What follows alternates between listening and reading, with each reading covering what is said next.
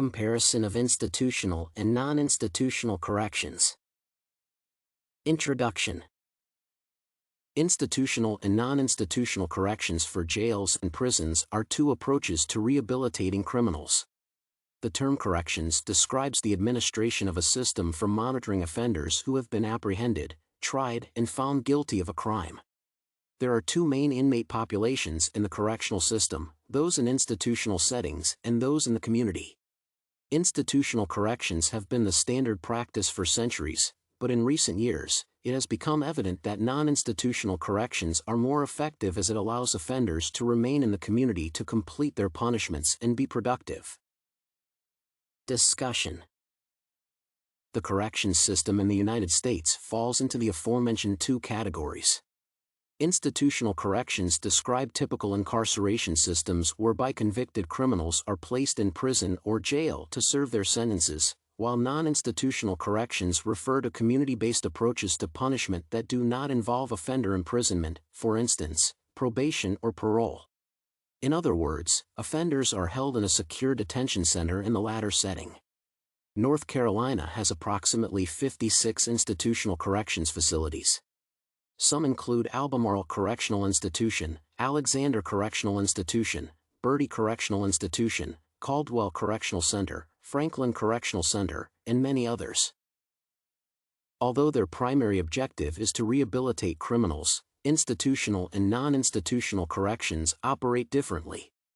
Institutional corrections major initiatives concentrate on purposely detaining offenders or suspects in jails or prisons for a certain amount of time until society completely rehabilitates and embraces them.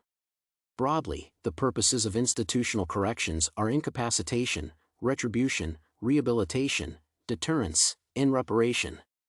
Rehabilitation alludes to programs intended to transform convicts into law-abiding individuals, such as educational classes in jail, training job skills, and offering therapy or social worker assistance. While this may not be the case for offenders sentenced to life in prison or death, the ultimate objective remains to turn them into responsible inmates. With non-institutional corrections, it is unnecessary to incarcerate offenders. The offender may be allowed to return to his neighborhood under the watch of the parole and probation officer. If a child is involved, they can be placed under a social worker's care. Instead of incarcerating offenders, non-institutional corrections utilize a wide range of program-based penalties that keep criminals under close watch in the community. These may include participating in community services such as cleaning the environment and volunteering in retirement or nursing homes. Non-institutional corrections seem more effective than institutional corrections. Firstly, unlike in the latter instance, family members do not necessarily have to suffer as a result of a member's incarceration, since the convicted person may still provide for them and remain close to his kids. Secondly, rehabilitation is more successful in non-institutional corrections since the offender will not be introduced to veteran criminals in jails who would encourage him to maintain a criminal lifestyle. Thirdly, the community may oversee rehabilitation, allowing for more meaningful adjustments. Finally, the expense of imprisonment in non-institutional prisons is reduced, which is tremendously useful for a government starved for funds. Conclusion.